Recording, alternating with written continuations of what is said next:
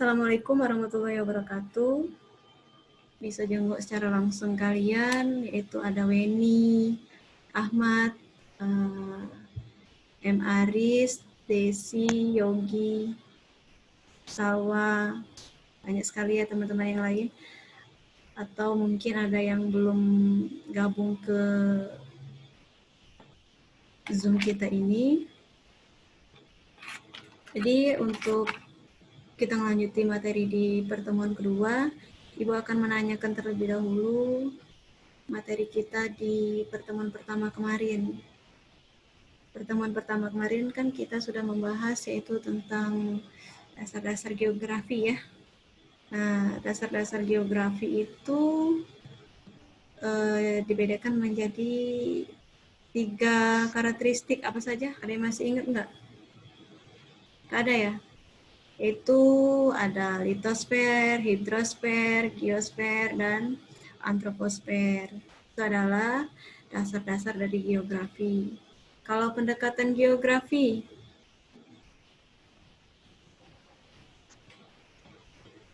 ada yang masih ingat nggak pendekatan geografi itu apa saja, Nak?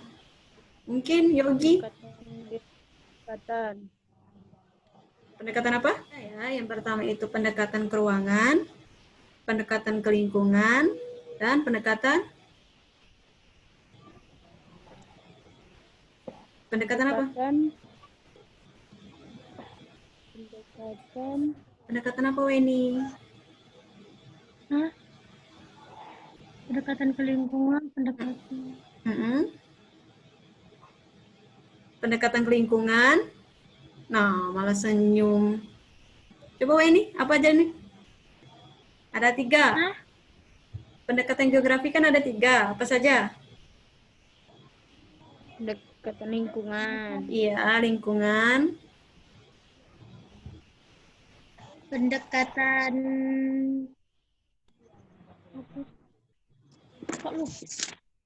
Pendekatan lingkungan, kewilayahan, dan keruangan.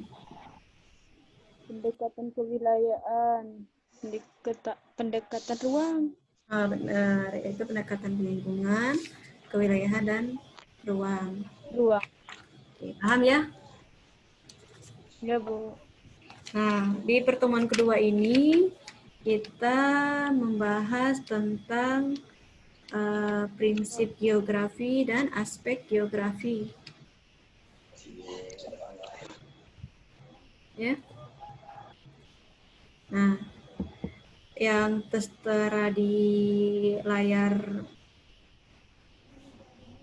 ini itu atau yang kalian lihat di materi Ibu ini, materi yang kedua ya, pembahasan tentang prinsip geografi dan aspek geografi ya. Bisa dilihat nggak? Bisa, Bu. Nah, bisa. Nah, kita akan membahas tentang prinsip geografi dulu.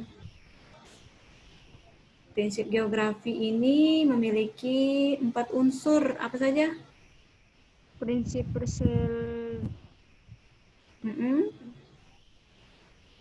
persebaran. Ya, lanjut. Deskripsi. Distribusi dan Korologi. ya, korologi atau gabungan. Jadi ketiga prinsip ini dia mencakupi ke prinsip gabungan atau prinsip korologi. Nah, kalau prinsip persebaran itu adalah suatu keterkaitan antara gejala yang satu dengan yang lainnya. Jadi, sesuatu yang keterkaitan dalam gejala yang satu dengan gejala yang lainnya. Ini dia berkaitan antara ruang, nak ya. Seperti yang kita ketahui bahwasannya fenomena yang tersebar di Indonesia ini tidak merata ya.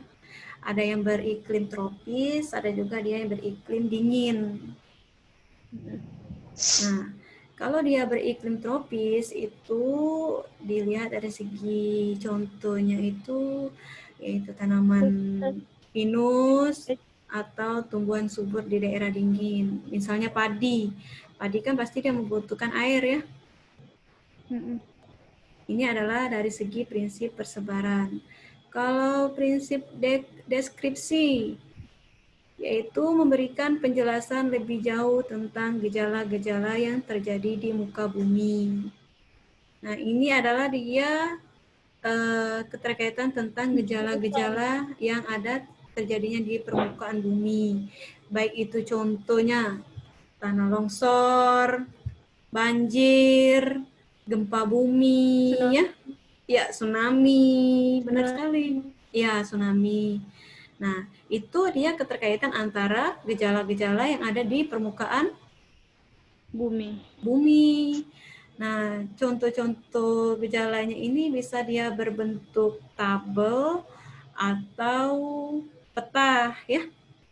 Kalau dia berbentuk tabel, dia menunjukkan tentang kita lihat dari segi tsunami, kerugiannya ataupun angka kematiannya berapa, itu dia berbentuk tabel.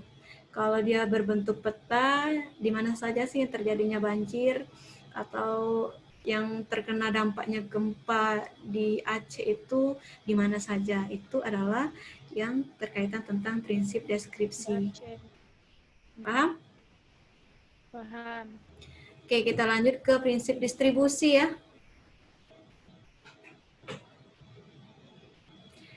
Prinsip distribusi digunakan untuk menelaah persebaran gejala-gejala dan fenomena geografi di bumi.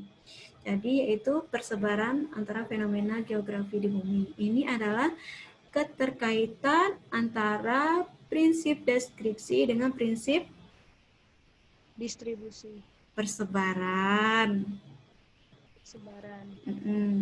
Nah, kita lanjut ke yang prinsip terakhir, yaitu prinsip prinsip korologi atau disingkat kita ambil gabungan antara prinsip persebaran, prinsip deskripsi, prinsip distribusi. Itu terjadilah prinsip gabungan atau prinsip korologi. Nah, ini adalah menggabungkan tiga prinsip yang ada. Contohnya tadi meneliti curah hujan atau meneliti terjadinya gempa, ya, atau terjadinya tsunami. Nah, tanah longsor. Tanah longsor, dan apa sih penyebabnya bisa terjadinya banjir? Terus apa sih penyebab biasanya terjadinya gempa bumi ini? Ya, paham atas prinsip geografi? Paham. Kita lanjut ke aspek-aspek geografi. Nah, bisa dilihat nggak di sana aspek geografi itu ada berapa?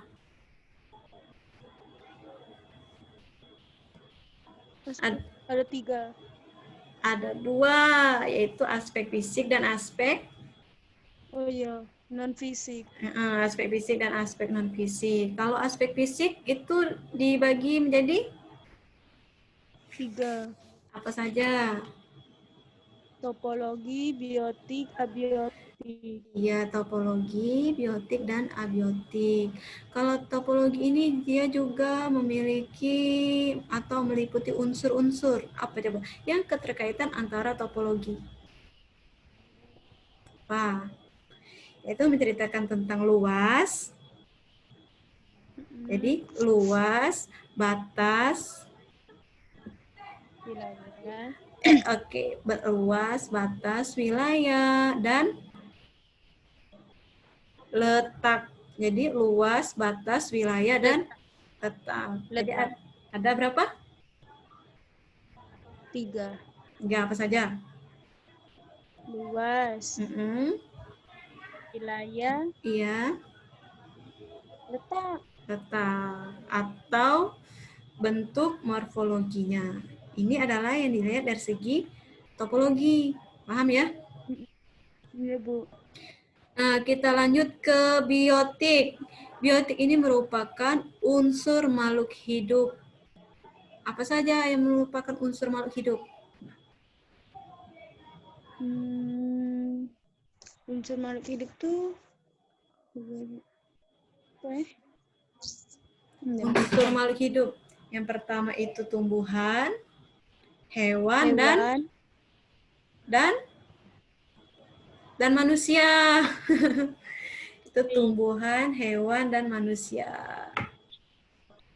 Nah, jadi biotik itu unsur makhluk hidup. Ada 3 apa saja? Tumbuhan, hewan, Iya. manusia. Nah, manusia. Mudah kan? Membedakan antara topologi dan biotik. Kalau abiotik, ini adalah berkaitan dengan benda-benda mati. Nah, ya berkaitan dengan benda-benda mati. Apa we? Kondisi tanah, tata air, serta kondisi iklim. Jadi kondisi tanah, tata air, dan kondisi iklim. Ini adalah yang keterkaitan antara abiotik. Itu berkaitan dengan benda-benda mati. Ya. Aspek-aspek, kita lanjut ke aspek-aspek non-fisik. Aspek-aspek non-fisik tadi apa? Yaitu sosial, ekonomi, dan politik. Sosial ini dia meliputi unsur-unsur. Yang pertama itu kondisi, adat istiadat, komunitas, kelompok masyarakat, dan lembaga-lembaga sosial. Nah, kita lanjut ke yang ekonomi. Unsur-unsur ekonomi itu meliputi apa saja? Ada yang tahu? Tidak tahu. Kalau ekonomi ini dia meliputi yang pertama itu pertanian, perkebunan, kehutanan, apalagi Pertanian, perkebunan, pertanian, kehutanan, dan industri.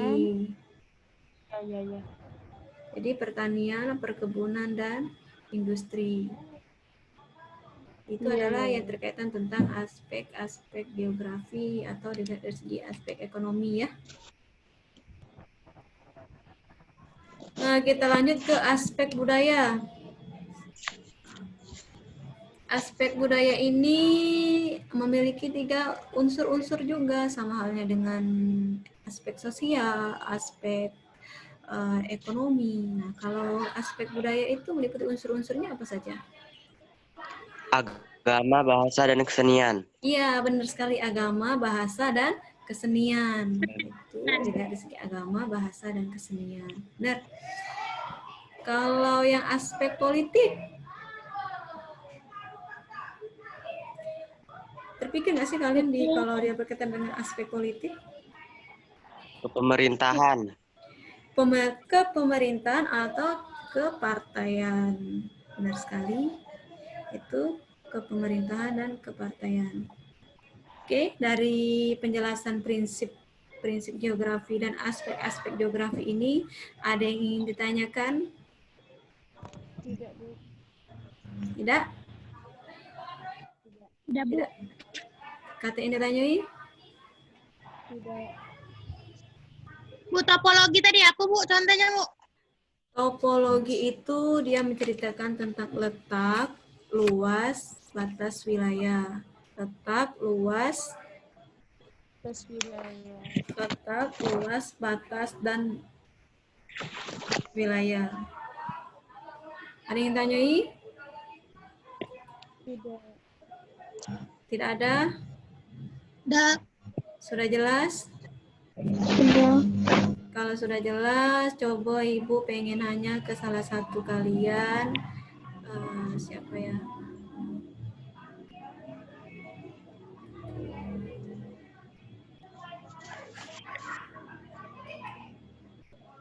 Coba M. Aris Darmawan. M. Aris?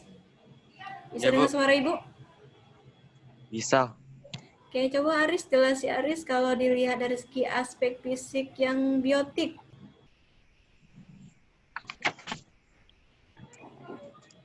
Biotik. Yang biotik. Aspek yang berkaitan dengan unsur kondisi tanah, hidrologi, perairan darat maupun laut, dan kondisi iklim dari suatu wilayah. Oke, benar. Bu Haris. Kalau Desi, apa sih Des yang membedakan antara aspek fisik dan aspek non-fisik ini? Apa sih yang membedakan aspek fisik dan aspek non-fisik tadi? Aspek fisik meliputi aspek kimiawi, biologis, astronomis, dan semua fenomena alam. Dia meliputi Sedangkan tentang fenomena-fenomena alam. Jadi aspek fisik itu dia menceritakan tentang fenomena-fenomena alam, ya. Dari segi topologinya, biotiknya, dan abiotiknya. Benar. Kalau aspek non-fisik, M. Aris Darmawan, aspek non-fisik apa? aspek sosial yang meliputi aspek antropologis, politik, ekonomis, dan aspek yang berhubungan dengan pola hidup manusia. Ya, dia yang berhubungan dengan pola hidup manusia. Bisa dilihat dari segi perekonomian, kebudidayaannya, ataupun aspek politiknya. Ya, paham ya? Fitri, apa sih Fitri? Membedakan aspek politik dan aspek budaya. Aspek politik.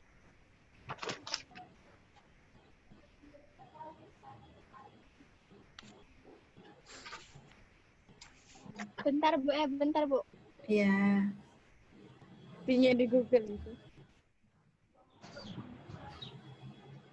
ya membedakan aspek politik dan aspek budaya.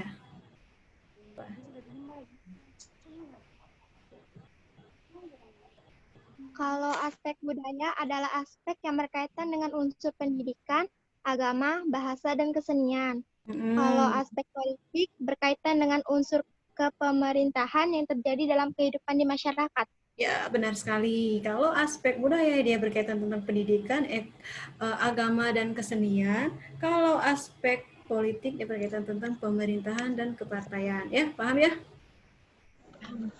Oke, untuk pertemuan kedua sudah jelas atau belum? Jelas. Kalau sudah jelas untuk pertemuan kedua ini, Ibu akhiri sampai di sini. Semangat terus dalam belajarnya, atau ada yang belum gabung dengan forum Zoom kita ini, silakan kalian tonton di YouTube ya. Ibu akhiri pertemuan pertama ini. Wassalamualaikum warahmatullahi wabarakatuh. Waalaikumsalam warahmatullahi wabarakatuh.